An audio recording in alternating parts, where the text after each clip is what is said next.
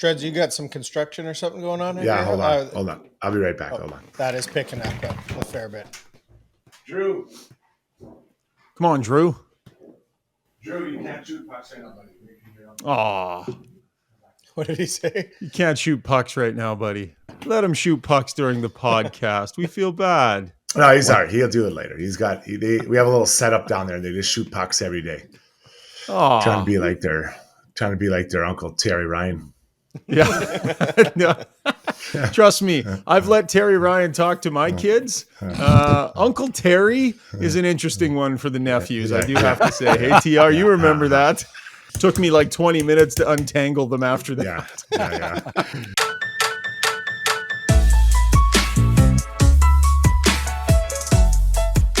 Is it too easy to just say get a big hit or get guys into the game? What has to change for you guys to bring your second and third period starts to the first period? We just got to play. Yes, they do. Just have to play. Another start that was all about the other team, and shot volume once again has the Edmonton Oilers on their back foot. Did they score first in this game? Yes, but the Washington Capitals came in here, a pretty banged up group, and threw all kinds of shots and all kinds of opportunities Stuart Skinner's way. He had a game, but the Oilers end up dropping one on home ice. Welcome to Got Your Back, YEG. I'm Ryan Rishaug. We'll get to Jason Strudwick, Terry Ryan, and Zuby in just a moment. We're going to break down the Oilers' loss last night to the Washington Capitals. Of course, Got Your Back is brought to you by Mr. Dirk, your one-stop shop for all your clothing needs. If you're a businessman looking to look sharp at your next meeting, go see Sterling. If you want to sharpen up your look around the office, they got a wide selection of amazing suits, shirts, ties, everything that you need. Go see Sterling and the great crew over at Mr. Dirk. They got a great selection of casual clothing as well. Just off 102nd Street near White Avenue, Mr. Dirk has you covered for all of your clothing needs. And speaking of clothing needs, apparently Zuby didn't get the memo. It was Black Hoodie morning this morning here. Man. All three of us in black hoodies, and Zuby, at least you're not wearing the blue hoodie again, Zuby, which I think has been every podcast since last March. I can see it. It's just right over there. I could go. Put it on. You want it. Grab it.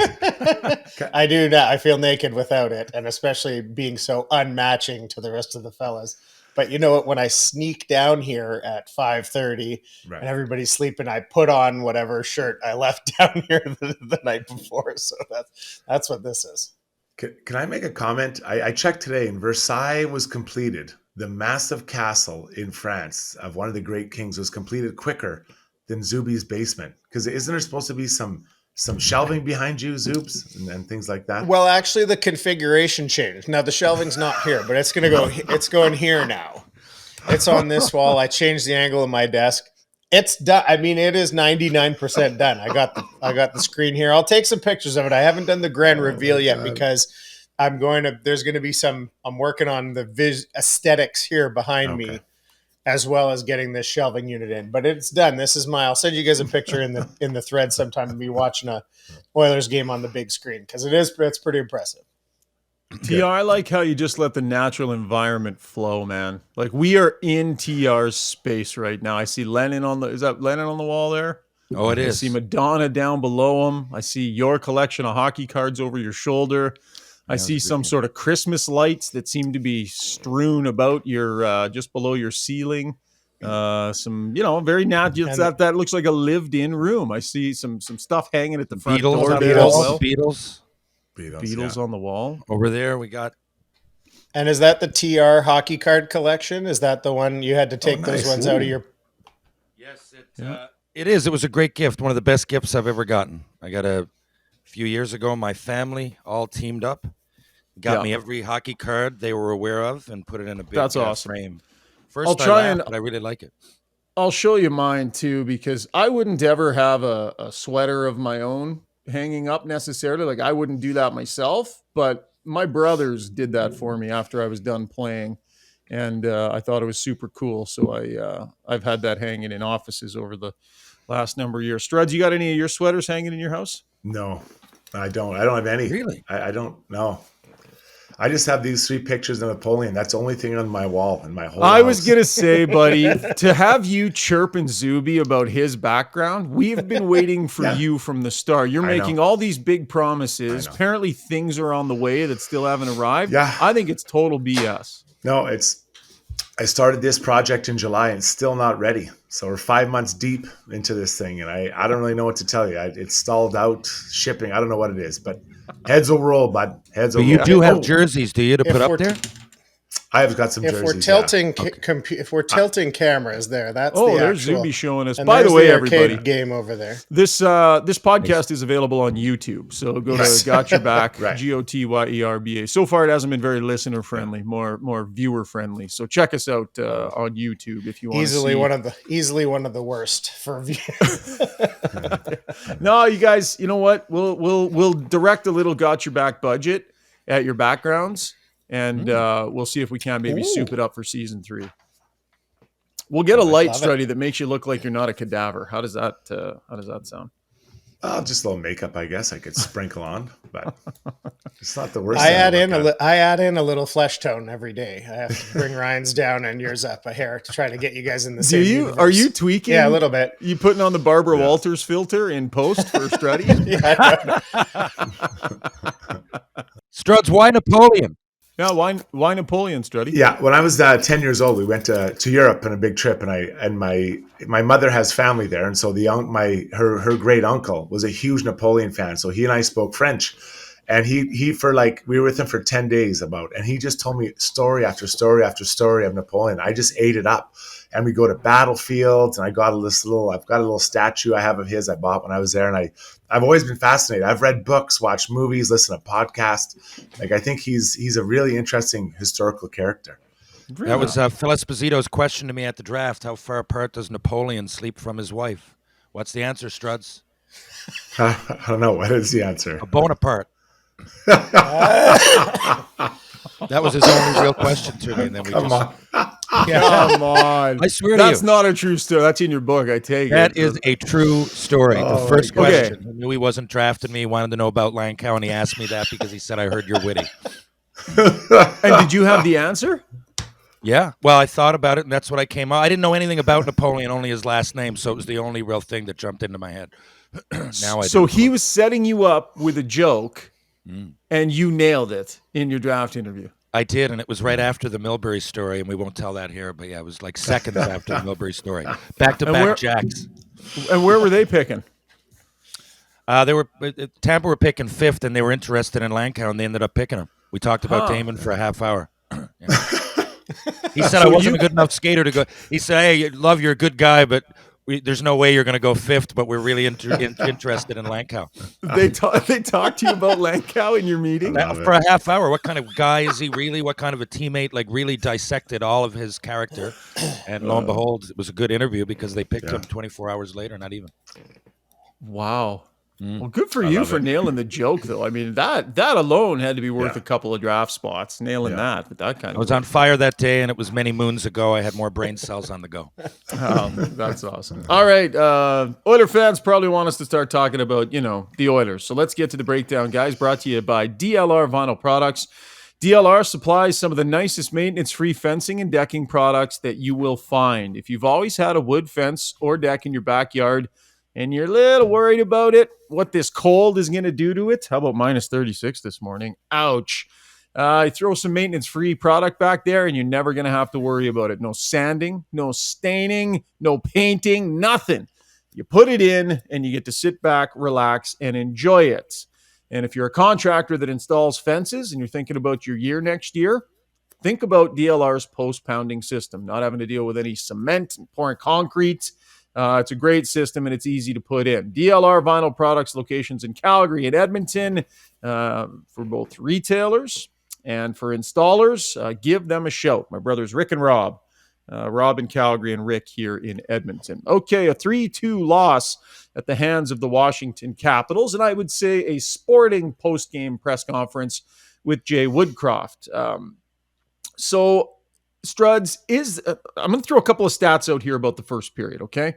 because, we talked a lot with Woodcroft after the game about their start, and it's been a common narrative. So the shots were 24-11 in the first period. You look at that and you think, oh, they got dominated. The actual even strength shot attempts were 23-20 in favor of Washington, and the even strength shots were 13-11. So I think the point that Jay Woodcroft wanted to make was they're a high volume shooting team. Their power play had 8 that really pumped up the total, and that maybe it's not as bad as it looks. But I do think, Struds, that never mind the shots, I do think it's as bad as it looks. I do think this team struggles to start games consistently, and I think last night was another one of those games, and I feel like the head coach didn't want it to necessarily fall into that category last night. I still think it did. They lacked zip. Let's just call that as it is. They came out flat. And I understand what he's saying about the shot attempts, but why are the Oilers' shots not getting to the net? Is it because the Capitals are blocking shots? Are they defending harder? Are the Oilers not taking that extra step to get that shot to the net? I thought it was a very, very flat period the Oilers started with, and they're lucky that Skinner was in the net. So, I understand what Jay's saying. I wouldn't agree with it. They just look flat. And I think without Hyman, they look flatter. Yeah, guys, there's a lot of wind out of their sails. It's not just, I really noticed Kane ever since. We don't even talk about him anymore, but it's a different team. Last night you had Kane not there. Hyman, it's obvious that he brings a lot of spunk, but the whole team takes a back seat when those guys aren't playing. Fogel, McLeod, you don't talk about those guys much, but they missed them. They looked really flat. I don't ever use that word, but Washington looked bigger, stronger. Washington almost looked a league above for times, for parts of that game. And I don't want to say it's always effort. It's just the wrong position. It's just you're not bearing down. You're just not focused, not into it. There's no way you can tell me that they were ready when they came out of the gate, because they weren't. And it was the same old thing, and so much potential. But if you're not doing the right things and you're not locked in mentally, then good things aren't going to happen, and they didn't. Yeah, I want to get I previewed the clip there in the intro, but let's hear Darnell Nurse's entire clip as we go to the Weiss Johnson soundbox about what's up with this team early on in games. Is it too easy to just say get a big hit or get guys into the game? What has to change for you guys to bring your second and third period starts to the first period? We just got to play. We come in here, we talk about it every day. We sit here after the game, talk about it over and over and over again. We just got to play, and we're working at it. Okay, now here's Jay Woodcroft. Same thing on the starts. And in the bigger picture, what would you say about your team's first period personality? Is it different than what you get in the second and third? Well, you'd have to, again, go look at that stat, Brian. Look at the stat on how many times we scored the first goal or not. Do I think, or what the first period goal differentials are? Do we think we can, is that an area of improvement? Sure. Yeah. 28th in the league in first period goals with 15. 24th in first period goals against. What I got here. 21st in first period goals against. I think with 24. They've scored first 11 times in their 26 games. Their opposition has scored first 15 times. I don't think there should be much of a debate that starts are a massive issue with this team, Struddy, and we continue to talk about this. So what are we seeing early in these games? What is, you said zip. Where is that zip supposed to come from, and where was it last night? Well, let's just look at the last 5 minutes. They had the zip there. What does zip look like? To me, it looks like an aggressive forecheck. It looks like you're on your toes, you're stick on puck, finishing checks, getting pucks to the net, like just coming out and setting the tone. I feel that last night there's been some other games, obviously, where the Oilers just kind of feel their way into the game, and they're not setting the tone early. And TR, it's hard when you or at least I feel when you start and the other team comes at you, you now have to counter that and then get your own mojo going, and it takes a long time for the Oilers. Luckily, last night Skinner was up to the task, but I don't know. I'd like them to finish the game or start the game the way they finished last night. Yeah, it's a game of momentum, right? And the Oilers are potentially have players that can break it open in more ways than one, not just score. Skinner, for example. In an indirect way, he created a lot of momentum with some spectacular play. Mm-hmm. Forecheck, that's what I noticed. Like, their forecheck wasn't there, and they got skaters. Last night's a time for Puljujarvi to really break out and show what he can do. There just wasn't many of that type of player that were skating and hitting and going to the right spots. It seemed like they all weren't on the same page at the same time. I'm not saying it didn't happen, but it just didn't seem it didn't seem tight.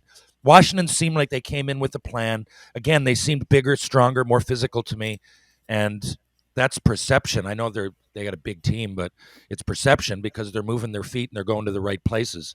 And I don't want to beat a dead horse, but that's what I saw. I saw a team in Edmonton that weren't ready, that are always going to get some chances because they have some spectacular players on their team, and I don't just mean the first two.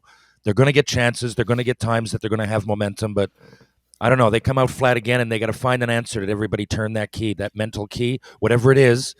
And again, we talk about it every game almost. They're not doing terribly, and they were their second loss in 5. It was just when they stink, they stink, and they stunk. Yeah. I thought Rob Tychkowski asked a good question post-game last night because, Woodcroft was he kind of said, listen, we saw a team come out and try and overwhelm you with shot volume, right? And they were shooting from everywhere. He kind of painted a picture like a lot of it was from the outside, and maybe it was a bit of an optical illusion, this idea that it's a shot volume team that makes it look worse than it actually is. But I thought Rob Tychkowski asked a poignant question to that notion. In order to volume shoot, you have to gain the zone, you have to control the puck in the zone, you have to win the rebounds. So why were they able to do that? Was it just a quickness thing or a tenacity thing? Why were they able to sort of have their way for long periods of time in your zone? Yeah, like I said, Robert, I thought we weren't as quick and physical as we wanted to be after the initial shot on net. And at the Weiss Johnson sound box. So that leads us to the discussion about defensive zone coverage, defensive zone play, Struds. So what did you see last night in the Oilers' D zone in particular? And continuing with themes that we've talked about in previous games, was it another one of those? I thought there were a number of guys that struggled. Well, first off, I love that Jay called Tucholsky Robert. Yeah.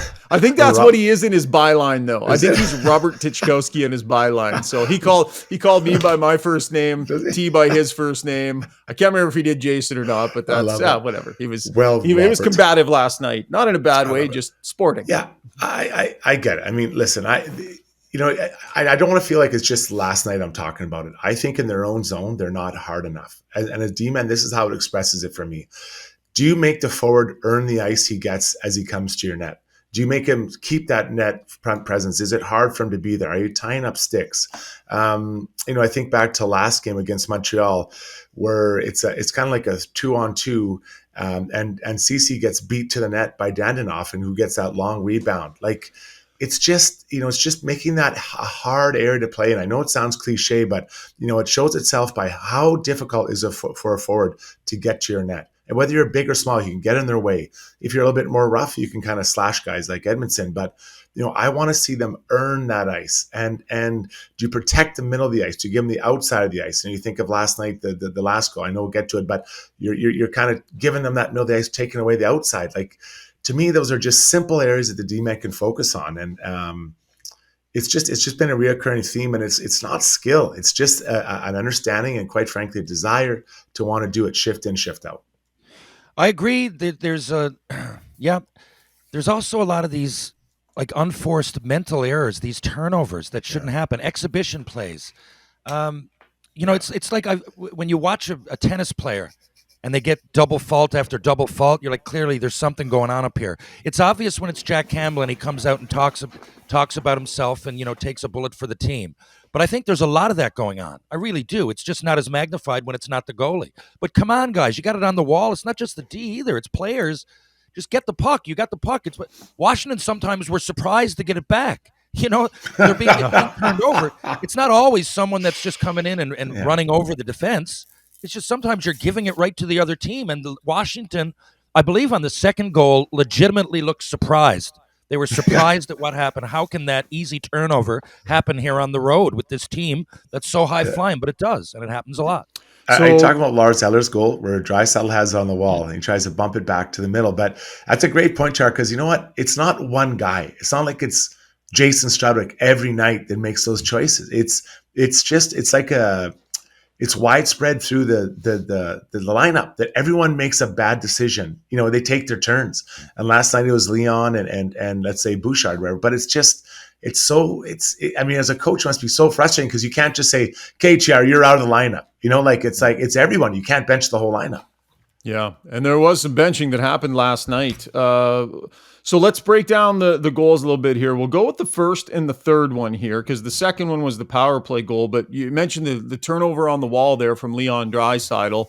About 5 seconds before less than that, a couple seconds before, Darnell Nurse had a couple plays on the puck that weren't ideal, right? Not getting it right to his guy, and then Draisaitl bumps it into the middle, turnover. CC, even though he had a guy in behind him, I thought maybe got a little excited and jumped into that spot. But a turnover on the wall there from Darnell Nurse, Struds. And then let's talk about the 3-1 goal. This is the one that got Evan Bouchard benched for the rest of the game. And sorry, that was a 3-2 goal. Benched for the rest of the game. What did you see on that goal and Bouchard's error? Was he the one that was mainly in error there? Mm-hmm. Well, if you didn't see the play, the puck kind of goes up to Kulak, and it was a bouncing puck. It was kind of all over the place, and Kulak didn't handle it very well. And as his partner, if I'm Bouchard and I see that play coming, I'm not moving towards an offensive position. And what he did, Bouchard was sliding along the blue line, hoping or anticipating the puck would come to him after Kulak gathers it up. And I get that, but you have to. Not every play is created equal. As a D-man, you have to look over and say, okay, it looks like my friend here is going to maybe have a tough time picking this up. I should go in a safety position. So I stay in the middle of the ice and I back off. Even if I back off the line 2 feet, 3 feet, sometimes it's better to be safe than sorry, especially when you look at the game. At that point, it was 2-2. The Oilers didn't have their best stuff. The bounces weren't exactly going their way, but to be fair, they weren't creating their bounces, so they were kind of in a chasing the game position all the time. But that's that situational awareness that Bouchard just doesn't have yet, and or hasn't. Where your spider signals start to tinkle, like something's wrong. This doesn't feel right, and he thinks automatically offense rather than let's just protect this 2-2 lead. I know that sounds pretty sad, but let's protect it and make sure that I'm safe. I'm in a good place. If my partner grenades this thing, I can get back and be in the right position. Instead, he moves forward or slides to his right, opens up massive hole between he and Kulak, and off they go to the races. I don't know, TR. I mean, it's difficult like that situation, understanding the game, where you're at, how you're playing, even going back to Draisaitl. I mean, the game has been tough all night. Maybe that one just goes off the glass. Just keep it simple. It's not your night tonight. Let's just try to get an ugly one done here. I tell you, I've played defense a little bit overall. Not as a rule, but at the tail end of the power play, whatever. Sometimes people get injured, and what I notice about playing D is that I can really tell when I'm out of position. Forward, not so much. Someone fills in for me, often bails me out. When I'm D and I'm going, oh God, and I feel like almost the whole rink can tell. Like you can really tell.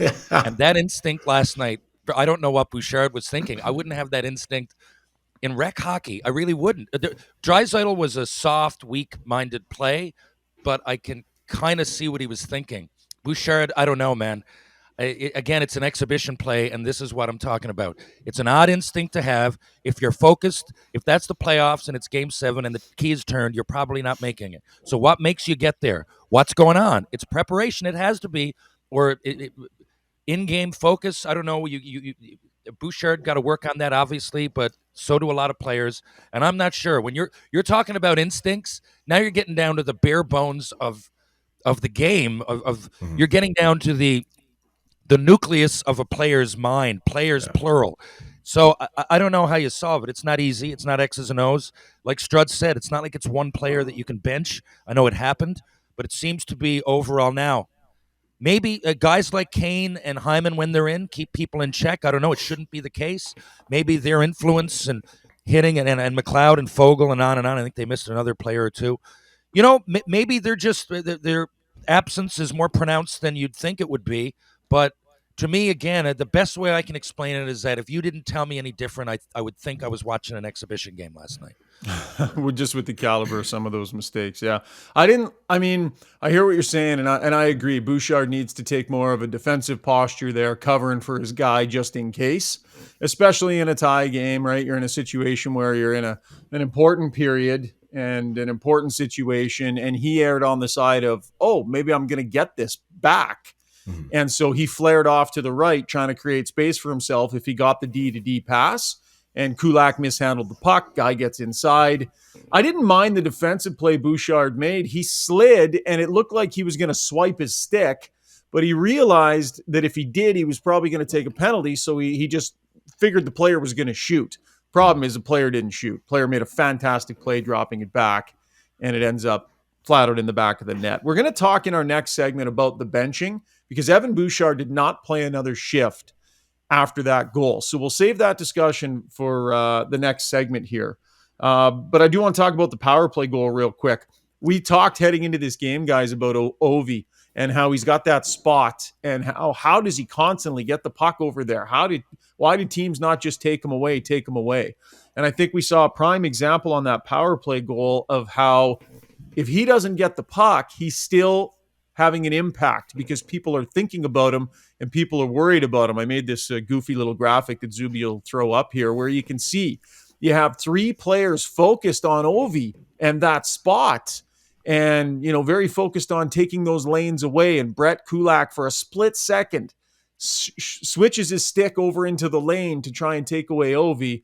And then it's a tic-tac-toe play down low. But Struddy, he's in their heads, even if he's not involved in the play.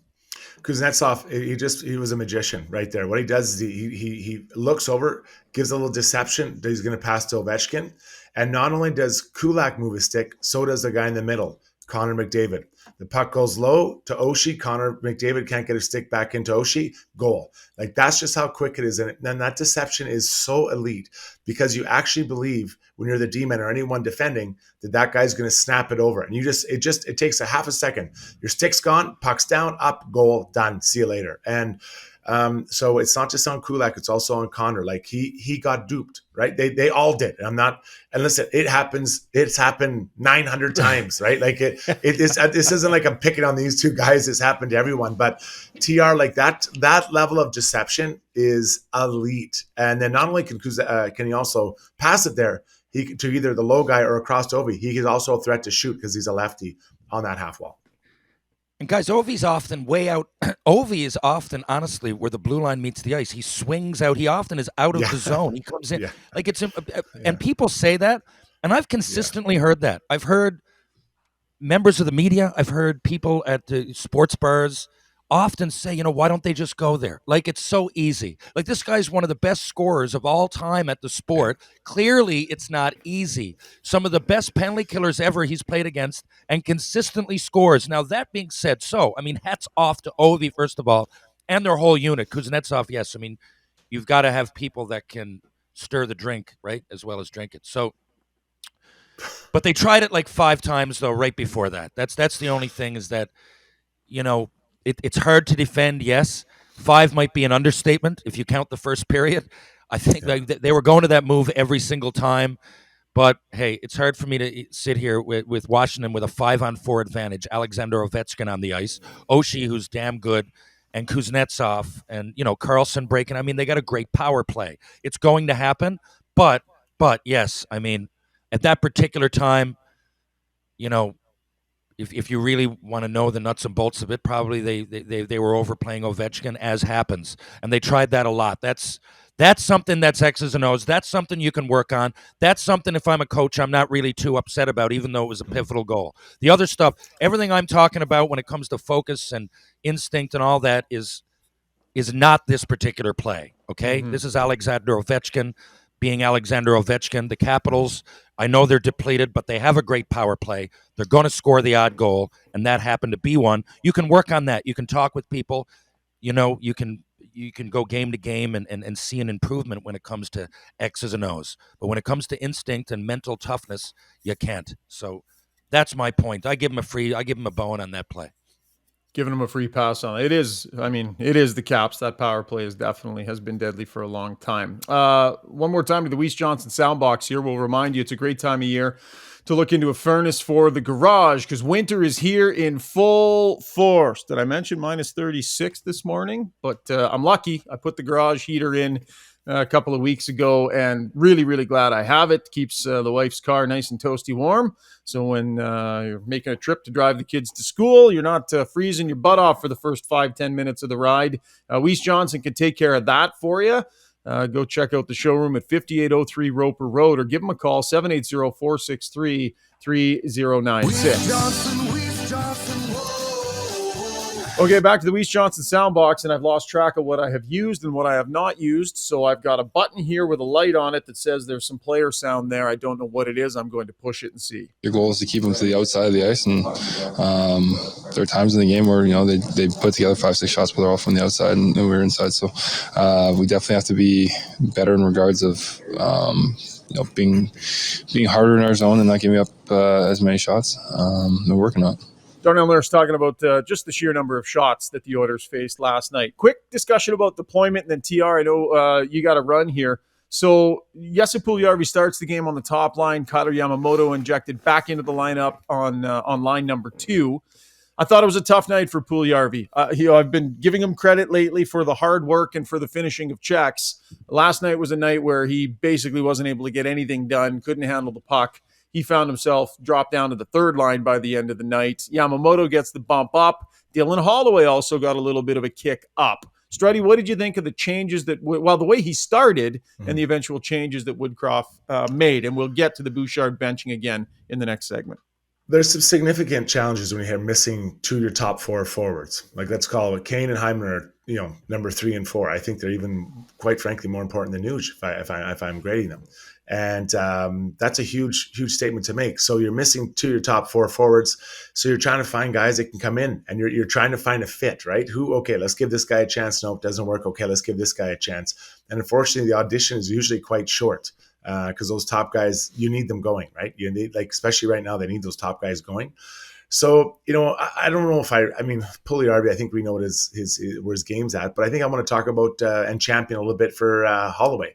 I thought Holloway was really jumping and skating, and more importantly, TR, than that, he was actually holding the puck and making plays. Like, he had one late in the game, was a backdoor, I think, to Nugent Hopkins, and Lindgren had to make a really nice save. Like, that is not lucky. I think sometimes these guys who are on the third and fourth lines, they get lucky. That was a hockey play, but he was making plays with the puck, and I haven't really seen that from him too often, especially recently. Took the words out of my mouth. I noticed the same thing. And by the way, props to Yamamoto. I thought he played pretty well, to be honest with you.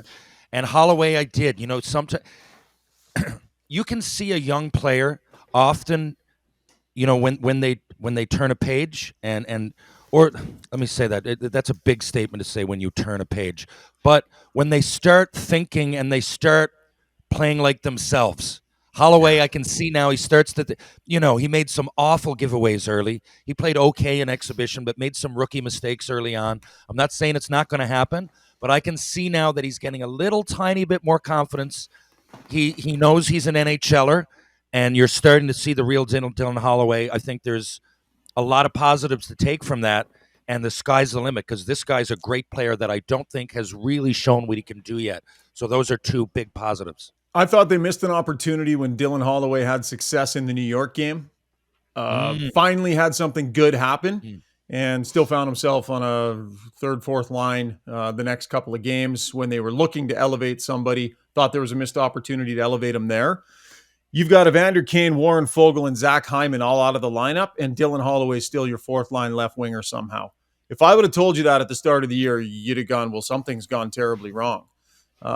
If they are going to have him here, put him in positions to build confidence and succeed. And I think they've missed some opportunities to prop him up and put him in those spots. Now, Woodcroft got to it last night and eventually elevated him. And my guess is he'll start elevated next game. But I see a player who the only thing standing between him and being able to contribute more positively night in, night out is confidence. And he needs that opportunity. If he's here, give him that opportunity or don't have him here anymore, Struds. It's pretty simple to me. Well, I've been saying for weeks now he should be in the minors, but because of the injuries, they haven't sent him down. But that gives him opportunity. So, like I said, I know the New York game, I thought he played well, but I honestly thought last night I saw what I want from him is holding the puck, getting on the forecheck, and that's the game he's going to play. And it's not because I think he's been bad. It's just that he doesn't know how to do it at the NHL level. These are the best players in the world that are trying to stop you and do things to make it difficult for you to get your success. So that was, I thought, the first game I've seen him play in a regular season that I was like, okay, this guy is maybe turning a corner like TR's talking about. Yeah. I'll tell you what I think, having been in that position. I would have played him. I would have started him high up last night because for me, it was a pressure thing. I could play on the second line. Hey, you're going to give me a shot. But if I knew that I was playing ahead of guys that maybe I bumped down, I don't know. Like if they give me a shot and who's Valerie Bure or Tux was there, I don't. But when players are out and you got, hey, I'm your neck. I don't have to think about that at all. I'm in, I like that. Yeah. and it's all bonus time. And that's why I think in that particular situation, and you could see that's the way he was thinking. Maybe, and I'm not going to sit here and knock an NHL coach for sure, because I think all in all, Woodcroft is a great coach and a great guy. I'm just telling you that I would have done it a bit different. When there's players out already, and hey, it's all bonus if you go in and do a good job, just play a good game, kid. You got nothing to worry about. I would be mentally alert, ready to go, positive. It'd be a good mind frame for me. We'll see what kind of opportunity he gets moving forward. Okay, that was the breakdown. Great job, guys. Brought to you by DLR Vinyl Products. Before we let you go, TR, any good benching stories? You ever ride the pine frustratingly? Or you ever get what's your best benching story? Not frustratingly. I went lots of games in Montreal with the grocery stick, as they say. But I was a young kid. I was there to learn, and so I missed multiple games that I really sat on the bench. I didn't get one shift. And you know what I thought to myself, guys? I thought to myself, wow, I got front row seats for an NHL game. So my mindset was a little bit different. You're it so really positive. was when that happened. In the minors, Michel Therrien a few times to make a point, here and there. One game, he gave me my first shift with 30 seconds left. And what are you going to do? You roll with the punches. You roll with the punches. I look back and I don't even really remember. It was that long ago. I know I didn't react maturely, but those are the bumps that you got to go with. Usually you're a young kid when it happens. In Bouchard's case, yeah, he screwed up, and he probably deserved it. This is the other thing. I know what you're saying, Schauger, when he pulled back, hoping for that offensive play. But what I will say, I know what you're saying. So instinctively, what I was talking about is there's a Washington player coming through, though. Yeah. It's one thing to open up as if you're going to get it, but before any of that, the Washington players are coming out full charge. You know that if you screw up, there's probably going to be a breakaway. That's what I'm saying. Recognizing danger. Yeah. What? Yeah. That's all. Sure. And benching, that's part of sports. Usually the coach isn't there to bench you. He's not there. Just like I say, the ref is not usually there to screw over one team or the other. Generally, if you do well, he'll do well, they'll do well, we'll do well. So there's usually a reason for it. And that's really, in my experience, I haven't seen too many benchings that weren't warranted. Struddy, any quick bad benching stories for you before we let TR rip here? Yeah, I got benched one time at the Forum in LA. I played one shift. Mike Keenan had me out, and I had to go sit on the other side of the goalie, not on inside of the goalie, but on the other side. Sit? Yeah, on the other, and I just sat there. Yes. And I sat there for the whole. And after the game, he said, "Don't ever have a bad first shift again." And I didn't. I was like, "How did he articulate to you where to sit? I want to understand this." He just said, he was like, "No, not good enough." Like no, further down. Go sit at the end of the bench. He goes, "Go sit on the other side of the goalie." I'm like, "Oh my god!" So I sat there for 2 periods. Hey guys, I tell you, my friends found that so funny. I have that somewhere on my phone from Overdrive. You told that story on Overdrive, Struts, and I nearly had to pull off this side of the road. I was laughing out loud. Anyway, we use that for reference. Thanks for telling that story. Yeah. I took 2 penalties in Spokane one night, kind of back to back, and I was not a good enough player to take any penalties, let alone 2 penalties. And I got back, and when I'm sitting in the penalty box, I look at the bench, and you remember Shaq, Ed Dempsey. He's sitting there, and he's pointing at the end of the bench, right? He's like looking at me like this, like point at the end of the bench. And when I skated back to the bench, his exact words to me were, "Rish, go have a seat in the useless section next to Skurlak. And Rob Skurlak, our tough guy, was sitting at the end of the bench and his head pops up. He's like, hey, what did I do? Right? It was so harsh. Oh, benchings. Lots more on that topic coming up on the other side of the break. TR, let's get you out of here, pal. Thank you kindly. Lots more to come here on Got Your Back. YEG, Rishaug, Strudwick, and Ryan. Joined now by Sterling Dirk, right inside the beautiful store over at Mr. Dirk. Sterling, time for a little rapid fire. You up for it? I'm ready. Here we go. All right, true or false? You took on title sponsorship of this podcast for the sole purpose of fixing Jason Strudwick's mess. True. His wife came begging for help. It's going to be a long, beautiful relationship. It's going to take us a while, pal. All right, true or false? If someone's frustrated looking at their wardrobe, doesn't like their options, it's immediately $1,500 to make any change. False. You start with one item, you build it up. It's like anything in life. You just need to kind of start placing those pieces and then adding more and more, but it doesn't need to happen all at once. True or false? Suits are the main thing that Mr. Dirk offers. False. Actually, we carry a wide array of product from jeans, shoes, socks, underwear, t-shirts, casual wear. I mean, we specialize in tailoring, but we are head to toe for all of our clients from weekend to regular everyday office. Great stuff. Check out the shop just off White Avenue at 102nd Street. And for all their stock, visit them online, mrdirk.com. Thanks, Sterling. I'll see you soon, buddy. I'm due. We'll see you soon. Hey, Struddy, question for you. Have you ever tried putting in your own fence?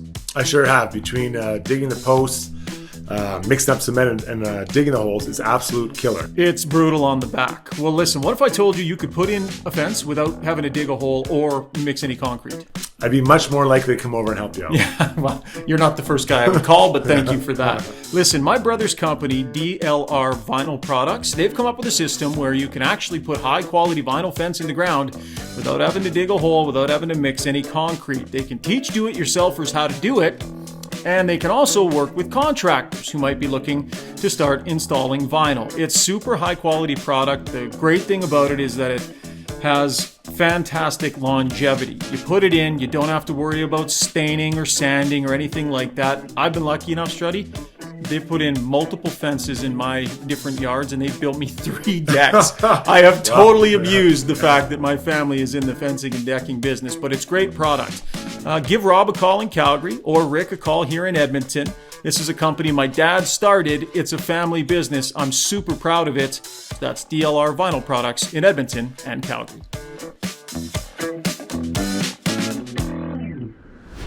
All right, time now for takeaways brought to you by Sherwood Buick GMC, the giant dealership just off Baseline Road on the way into Sherwood Park, the #1 GMC dealership in all of Canada for 5 years running. And have you seen the all-new redesigned Sierra 1500? They've got a wide variety of trim levels. They're fantastic. I have the Elevation. The Denali Ultimate is regarded as the most advanced and luxurious in its class. Sherwood Buick GMC also has some inventory. You know how you go to a dealership and you want to see a truck and they don't even have a truck to show you? That's happening a lot these days. That's not going to be the case at Sherwood Buick GMC. And if they don't have the truck that you want on the lot for you, they can get it for you quickly. They got lots of great used vehicles as well. One of the biggest used inventories in the city, and they're wide open for trades. Go see Phil and the crew at Sherwood Buick GMC.com. Okay, Struddy, let's get to the benching, the Bouch benching from last night's game. First and foremost, do you think it was appropriate to sit Evan Bouchard? No, I shouldn't say appropriate. It's always appropriate. A coach can do whatever he wants. Do you think it was smart to sit Evan Bouchard when you're down a goal in the third period on a night like last night, considering the mistake that we previously discussed that he made? What do you think of that decision? Well, the fact that they were down and he had scored a goal previously in the dying seconds to tie the game up, it is a major statement that they were making. So obviously there's been something they've been brewing. They must have been talking to him about, I'm just guessing here, his defensive awareness, the defensive decisions, his defensive way he competes, because you're shooting yourself in the foot. right? He has the best shot on the blue line, and you're pulling him out in a time when you need a goal. So that it is a massive statement that the coaching staff made. He said he's saying that, in a lot of ways, we are hurting ourselves by making the statement, but we're still willing to make the statement. So I think this is something that's been brewing. It's never just, oh, Strudwick, you suck that period, you're out. Like, it's something that, we want you to work on. Strudwick, we want you to think of this or do this or work on this. And you keep getting it. And if the player doesn't get the message, the final straw or the currency the coach holds is ice time. And Jay's seen enough. Jay's like, okay, he's done. You're sitting. That's how he's going to get the message through. Yeah. So, because, you'll see people online in the discussions about it. It's like, well, I mean, look at the turnover Draisaitl made on the wall in his own end, right? Like pretty egregious error leads to an important goal and a difference in the game as well. You see guys make mistakes. I mean, Kulak mishandled that same puck at the blue line. You can pick apart each goal, and generally speaking, you'll find mistakes. We don't see players get benched very often. And so people would say, well, why would Bouchard get benched in that moment and Draisaitl wouldn't? Look at the mistake that he made. But your point about it having been an accumulation, right? This would not be a singular mistake. And I don't think Jay Woodcroft is that kind of coach that really goes to the stick that often. I'm trying to think of a time where we've really seen him take a regular guy that would get a regular shift. And that is a flat out old school, old style, sit at the end of the bench and work the gate for the rest of the game. Like, that was an old school benching from Woodcroft and Manson.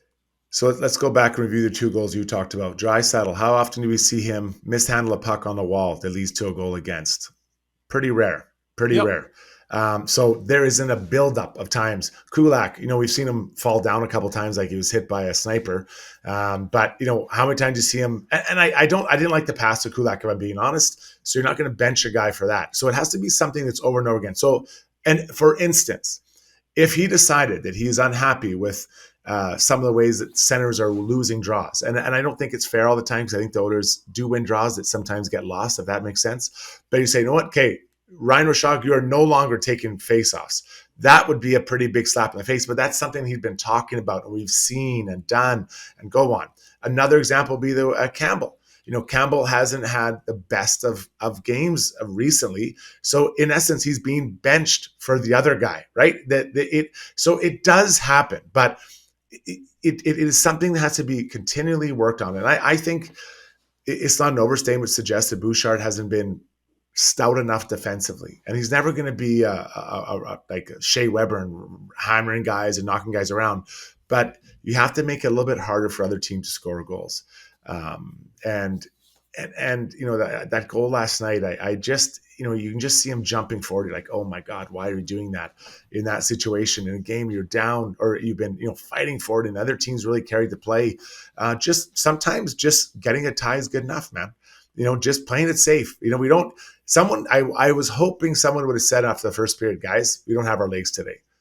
We have our goalie's playing great. We don't have our legs today. Let's just gut this one out. Keep the play in front of us. No undue risks, no chances, nothing like that. And Bouchard did the opposite. And that, I think, is after all the conversations I'm guessing happened with Jay and Bouch. I think that's why he gets that. So I'm going to play devil's advocate a little bit here in the big picture on Bouchard. Hadn't scored a goal all year. Gets 2 against the New York Rangers, and a big one. Big momentum goal, gets another one against the Florida Panthers. The following game plays, just checking it quick, a season low minutes.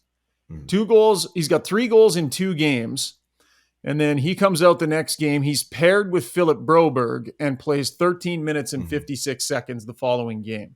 I think that Evan Bouchard is still a young player that's susceptible to the ebbs and flows of the confidence factor, right? When he's feeling it, I think he has the opportunity to build off of it. I think when he's not, he's still learning how to work his way back into his high-end game. And I think minutes matter to these guys. And so 3 goals in 2 games and playing some pretty good hockey, and then boom, a season low minutes. I get it. He was paired with a young guy they didn't want to play much.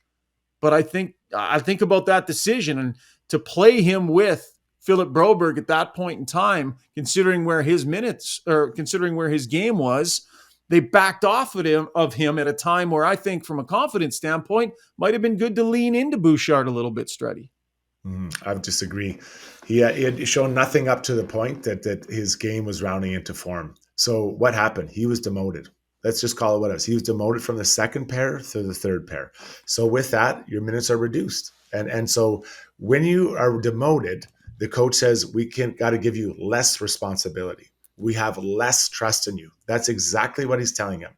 And so why is that? Well, I'm sure the conversations have happened already. This wouldn't happen just out of nowhere. Oh, okay, Drysdale, you're on the fourth line. There's a conversation. We want you to work on this. We want to be more physical, these types of things. And yeah, so just let me pause you there. Yeah. I was just going to ask you about that. So do you think that 3 goals in 2 games and him having done what he did offensively, was that the right time to back off his minutes? Because was there enough bad defensively to overlook the confidence bump that he was potentially about to get? Yeah, I mean, I see where you're going with this, but I think it was a bigger picture situation where it's just not there yet, right? That's, and I use the word stout defending, and I don't expect him to be the hardest guy, but there's just got to be a little bit more. I mean, how many times have we seen him standing beside the right guy and not lift the stick? So I think they're like, you know what? I think we're just going to change this up. It's obviously like Barrie and Kulak together. And I think Tyson Barrie's playing well. I really like the way Tyson Barrie's playing right now. Even defensively, last night he had a great play. It was a 2-on-1. I don't know if it was a pad save or whatever he did to block that pass going across. So, at some point you're like, okay, we're going to change the look of this. So listen, not everyone, but most players get, the whip every now and then, a little bit of a benching. And it's not fun and it's humiliating and you're pissed off. I remember, when I'd get benched, I would just be pissed the entire game. I would be so mad. I was like, I can't wait till next game to just shove it up this coach's ass. Like you're so mad. I don't know what Bouchard's going to react. But, the problem is now that the coach has now thrown down the gauntlet and said, we need you to do something differently.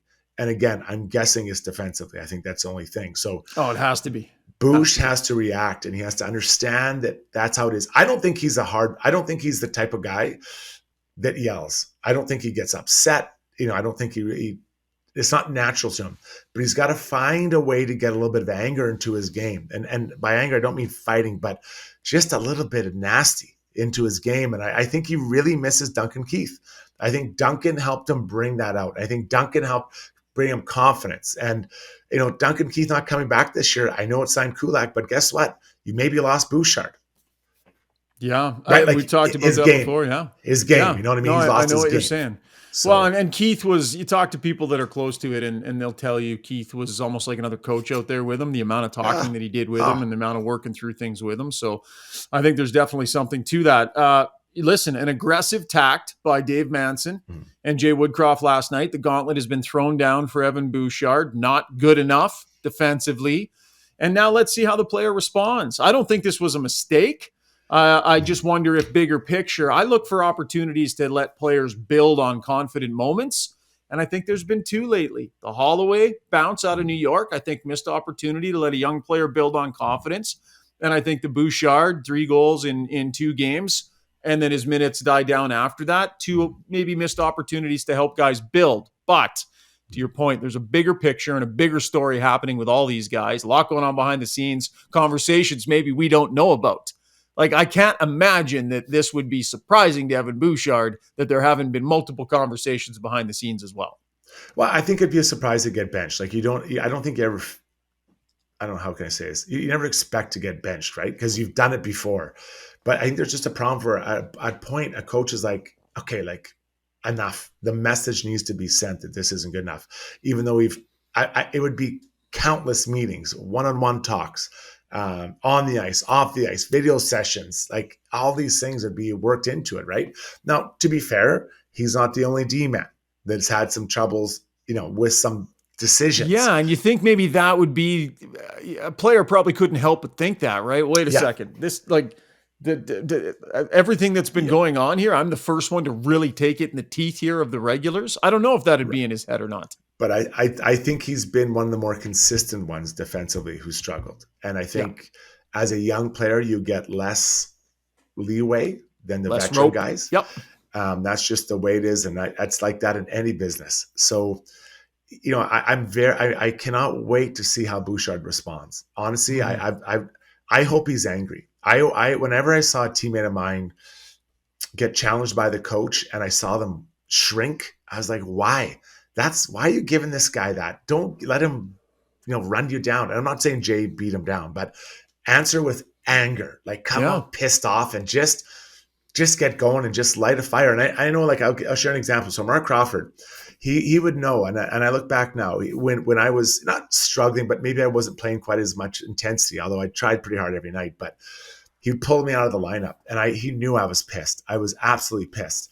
And then he put me in maybe for a bigger game, like against Colorado or something. And I'd come out just firing on all cylinders and not even think about playing, but I'd just be so excited. And the guys would just feed off my energy. Then after he's like, great game. I'm like, you asshole. Like I wouldn't say that to him, but in my mind, I'm like, I showed you who's boss, right? And you got to have a little bit of that. You can't just take their shit. You got to push back as much as you can. We're going to learn something about Evan Bouchard here in this next game. If I were guessing, I would say we see a more physical game from him. And I think we see him try and dig in a little bit more in his own zone, see more of what we saw from him in the postseason. And that's maybe part of the issue here for Evan Bouchard is he has shown the coaching staff what he's capable of when he puts a focus on this part of his game. And he hasn't been anywhere near the playoff intensity that he brought. And I'm not saying you can bring Western Conference final intensity to 82 regular season games, but he's shown that he has more to give in the defensive zone than what he's been showing lately. And we're going to learn something about Evan Bouchard here. It's going to be interesting to see. All right. Those were takeaways brought to you by Sherwood Buick GMC. What's on the agenda today, Struddy? What do you got coming up?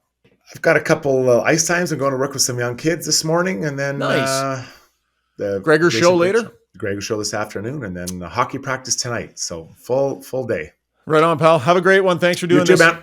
All right, take care. That is the great Jason Strudwick. That'll wrap the podcast, folks. Thank you so much for your downloads and your subscriptions and your support here on Got Your Back. Big thanks to our sponsors as well. Mr. Dirk, our title sponsor, DLR Vinyl Products, Sherwood Buick GMC, and of course our good friends at Weiss Johnson. Up next, the Arizona Coyotes rolling into town on Wednesday as the Oilers continue their homestand and the Minnesota Wild follow that.